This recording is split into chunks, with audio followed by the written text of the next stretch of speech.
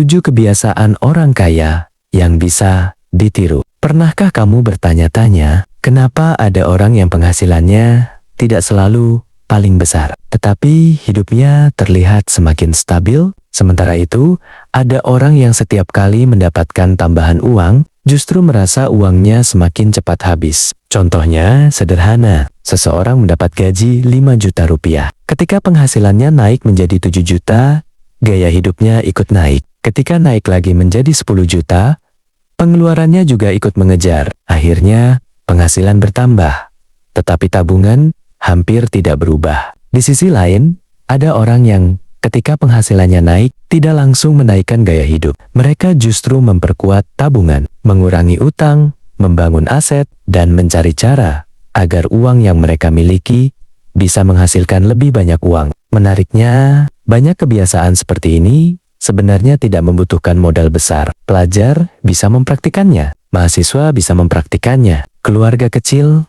bisa mempraktikannya. Bahkan, pemilik usaha kecil dan UMKM bisa mulai melakukannya dari hari ini. Karena menjadi lebih kaya bukan hanya tentang berapa banyak uang yang masuk. Seringkali yang lebih menentukan adalah apa yang kita lakukan setelah uang itu masuk. Dalam video ini, kita akan membahas 7 kebiasaan orang kaya yang bisa ditiru siapa saja, bahkan jika kondisi keuanganmu saat ini masih sederhana. Dan kebiasaan terakhir mungkin terlihat sangat biasa, tetapi justru bisa menjadi salah satu kebiasaan yang paling menentukan masa depan finansialmu. Jadi, jangan hanya menonton sampai selesai. Coba pilih setidaknya satu kebiasaan yang bisa kamu praktikan mulai besok. Bagian pertama, mereka tidak terburu-buru menaikkan gaya hidup. Bayangkan seorang mahasiswa yang baru mendapatkan pekerjaan pertama. Sebelumnya, dia menggunakan ponsel sederhana, makan di tempat yang terjangkau, naik transportasi umum. Setelah mendapatkan penghasilan pertama,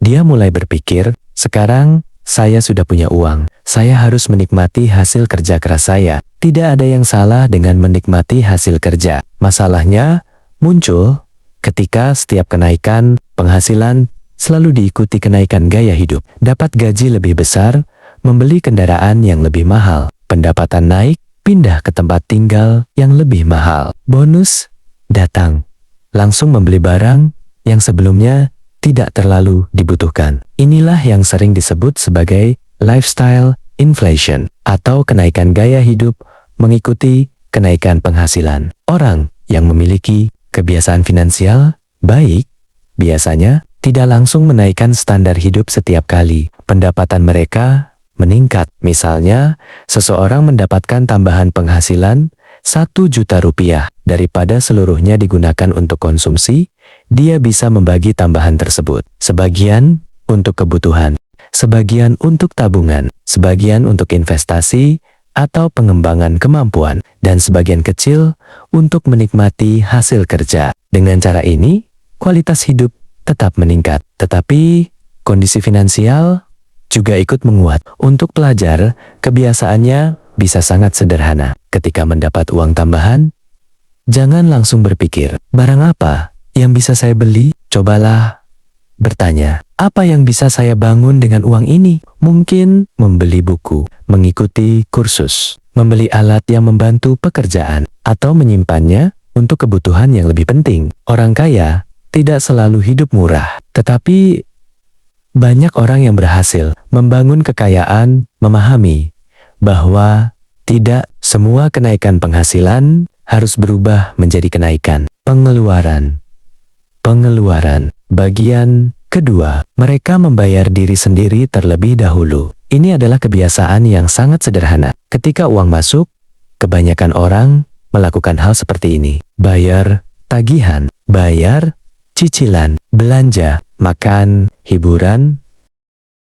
Dan ketika semua selesai, mereka berkata, kalau ada sisa, baru saya tabung. Masalahnya, seringkali tidak ada sisa. Orang dengan kebiasaan finansial lebih baik membalik urutannya. Ketika uang masuk, mereka menyisihkan sebagian terlebih dahulu. Barulah sisanya digunakan untuk kebutuhan lainnya. Contohnya, seseorang mendapatkan penghasilan 5 juta rupiah. Daripada menunggu sampai akhir bulan untuk melihat apakah masih ada uang, dia bisa langsung menyisihkan sejumlah tertentu ke rekening tabungan. Tidak harus besar, yang penting konsisten. Misalnya 5% atau 10%. Bagi mahasiswa, mungkin hanya 50.000 atau 100.000 rupiah. Jumlahnya memang terlihat kecil, tetapi kebiasaan tersebut mengajarkan satu hal penting. Menabung bukan aktivitas yang dilakukan jika ada uang tersisa. Menabung adalah bagian dari keputusan keuangan sejak awal. Untuk keluarga kecil, konsep ini juga sangat berguna. Buat rekening atau tempat penyimpanan khusus untuk dana darurat. Ketika gaji masuk, sisihkan terlebih dahulu. Jangan menunggu sampai akhir bulan. Karena uang yang menunggu untuk disimpan seringkali akhirnya menemukan alasan untuk dibelanjakan.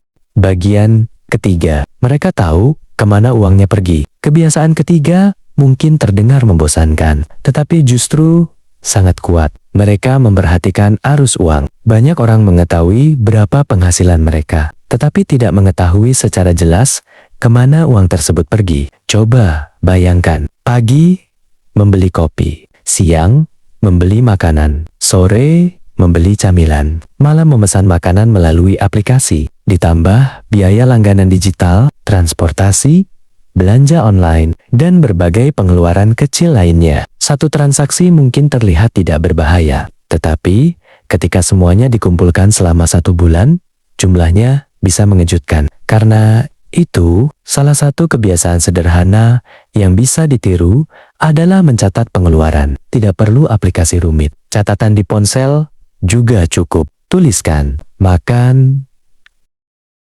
transportasi, tagihan, belanja, hiburan, pendidikan, tabungan, dan kebutuhan lainnya. Setelah beberapa minggu, kamu akan mulai melihat pola. Mungkin ternyata pengeluaran terbesar bukan pada kebutuhan utama. Mungkin justru berasal dari pembelian kecil yang dilakukan berulang kali.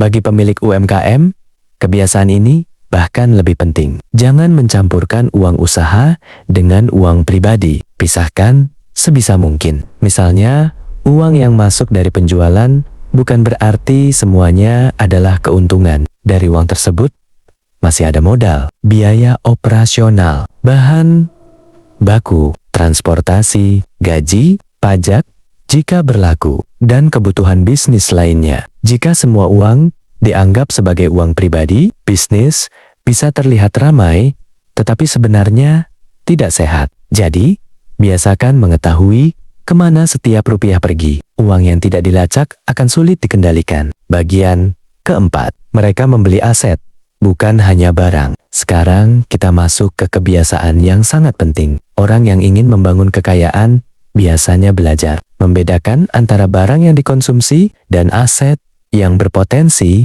menghasilkan nilai atau pendapatan. Misalnya, membeli ponsel terbaru. Ponsel memang berguna, tetapi jika hanya digunakan untuk hiburan, nilainya cenderung turun seiring waktu. Sebaliknya, seorang mahasiswa membeli laptop untuk belajar desain. Kemudian, dia menggunakan kemampuan tersebut untuk mengambil pekerjaan freelance. Laptop yang sama sekarang bukan hanya barang konsumsi, ia menjadi alat produktif. Contoh lain, seorang pemilik usaha kecil membeli peralatan yang membuat produksi menjadi lebih cepat, atau membeli kamera untuk membuat konten pemasaran, atau menggunakan sebagian keuntungan untuk meningkatkan keterampilan bisnis. Prinsipnya bukan jangan membeli barang, tetapi sebelum membeli, pikirkan apakah barang ini hanya mengambil uang saya atau juga membantu saya menghasilkan sesuatu. Bahkan, pendidikan dan keterampilan dapat menjadi investasi penting. Kemampuan komunikasi, bahasa Inggris, digital marketing, desain, pemrograman, penjualan, akuntansi dasar. Semakin tinggi kemampuan yang memiliki nilai di pasar, semakin besar peluang seseorang meningkatkan pendapatannya. Jadi, ketika memiliki uang tambahan, jangan hanya bertanya, barang apa yang bisa saya beli? Tambahkan satu pertanyaan, apa yang bisa membuat saya menjadi lebih bernilai? Bagian kelima, mereka berpikir jangka panjang. Kita hidup di zaman yang serba cepat. Kita ingin hasil cepat, belajar ingin langsung pintar, bisnis ingin langsung untung, menabung ingin cepat kaya, investasi ingin cepat menghasilkan, padahal kekayaan yang sehat biasanya dibangun secara bertahap. Bayangkan sebuah pohon. Hari pertama, kamu menanam benih. Hari kedua, mungkin belum terlihat apa-apa. Seminggu kemudian, mungkin belum banyak perubahan. Sebulan kemudian, mungkin masih kecil. Tetapi jika dirawat terus-menerus, bertahun-tahun kemudian, hasilnya bisa sangat berbeda. Keuangan juga seperti itu. Rp1.000 yang disisihkan hari ini mungkin terlihat tidak berarti. Satu keterampilan yang dipelajari selama 1 minggu mungkin belum membuat perubahan besar. Satu pelanggan tambahan bagi UMKM mungkin terlihat kecil, tetapi kebiasaan kecil yang dilakukan berulang kali dapat menghasilkan perubahan besar dalam jangka panjang. Karena itu, jangan hanya bertanya, berapa hasil saya bulan ini? Tanyakan juga, apakah keputusan saya hari ini membuat hidup saya lebih baik beberapa tahun dari sekarang? Ini penting terutama bagi anak muda. Usia muda memiliki sesuatu yang tidak bisa dibeli dengan uang. Waktu.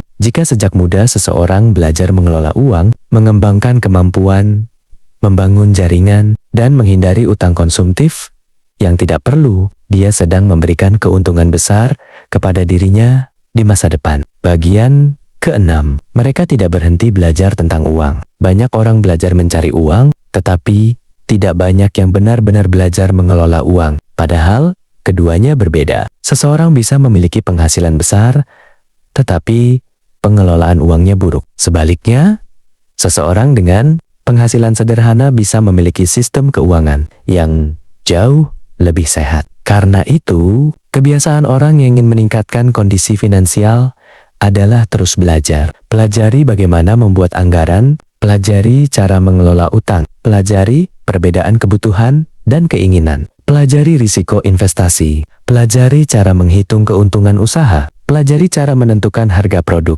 pelajari cara meningkatkan pendapatan. Untuk mahasiswa, kamu bisa memanfaatkan buku, kursus, podcast, atau sumber edukasi yang kredibel. Untuk UMKM, belajar tentang pencatatan keuangan dan pemasaran bisa memberikan dampak besar. Bayangkan seorang pemilik usaha yang sebelumnya tidak tahu berapa keuntungan sebenarnya. Setelah belajar mencatat biaya dan pendapatan, dia akhirnya mengetahui produk mana yang paling menguntungkan. Keputusan bisnis pun menjadi lebih baik. Inilah alasan mengapa pendidikan finansial penting. Karena uang yang dikelola dengan pengetahuan memiliki peluang lebih besar untuk digunakan secara efektif. Tetapi, ingat, belajar bukan berarti percaya pada semua informasi tentang uang. Jangan mudah percaya pada janji seperti untung besar tanpa risiko, pasti kaya dalam waktu singkat, atau investasi yang dijamin selalu menghasilkan. Semakin kamu memahami keuangan, semakin kamu tahu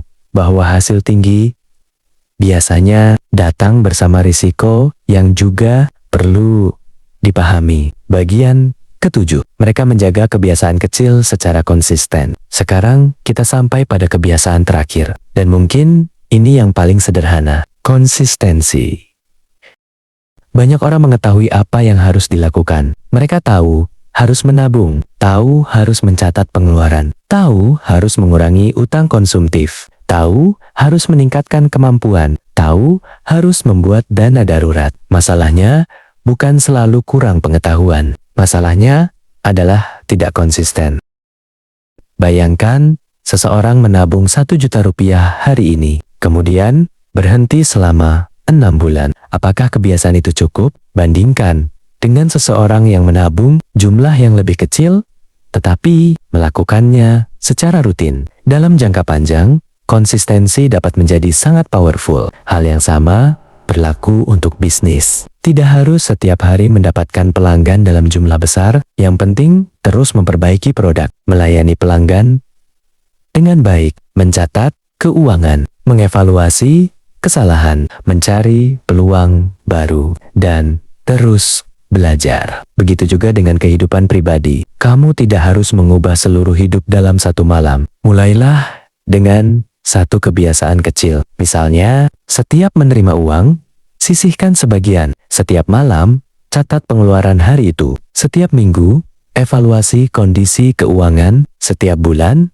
lihat apakah tabungan bertambah. Setiap beberapa bulan, pelajari satu keterampilan baru. Sederhana, tetapi dilakukan terus-menerus. Bagian penutup, kekayaan dimulai dari kebiasaan. Sekarang, mari kita ulangi 7 kebiasaan tadi. Pertama, tidak terburu-buru menaikkan gaya hidup ketika penghasilan meningkat. Kedua, membayar diri sendiri terlebih dahulu dengan menyisihkan uang di awal. Ketiga, mengetahui kemana uang pergi dengan mencatat pengeluaran. Keempat, lebih banyak membeli atau membangun sesuatu yang produktif dan berpotensi menjadi aset. Kelima, berpikir jangka panjang dan tidak terobsesi dengan hasil instan. Keenam, terus belajar tentang uang, pekerjaan, bisnis, dan keterampilan. Dan ketujuh, menjaga semuanya dengan konsistensi. Perhatikan sesuatu. Tidak ada satupun dari kebiasaan tersebut yang mengharuskan kamu menjadi kaya terlebih dahulu. Justru sebaliknya, kebiasaan itulah yang bisa membantu seseorang bergerak menuju kondisi finansial yang lebih sehat. Kamu tidak harus menunggu punya penghasilan besar. Pelajar bisa mulai, mahasiswa bisa mulai, keluarga kecil bisa mulai, pemilik warung bisa mulai, pemilik usaha online bisa mulai, UMKM bisa mulai. Bahkan, jika hari ini kondisi keuanganmu belum ideal, kamu tetap bisa mengambil satu langkah kecil. Mungkin mulai mencatat pengeluaran, mungkin mulai memisahkan uang usaha dan uang pribadi, mungkin mulai menabung, meskipun jumlahnya kecil, mungkin mulai belajar satu keterampilan yang bisa meningkatkan penghasilan. Jangan meremehkan langkah kecil, karena masa depan finansial yang kuat seringkali tidak dibangun oleh satu keputusan besar. Ia dibangun oleh keputusan kecil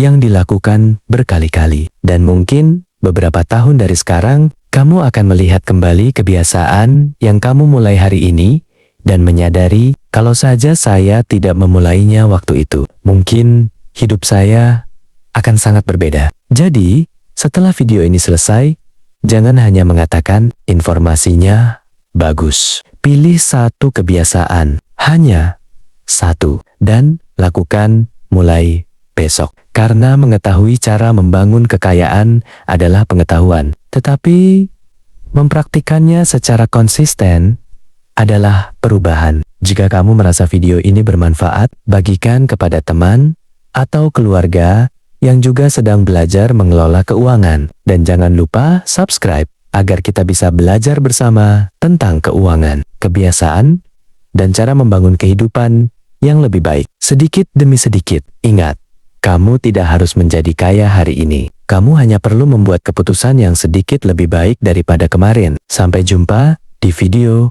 berikutnya.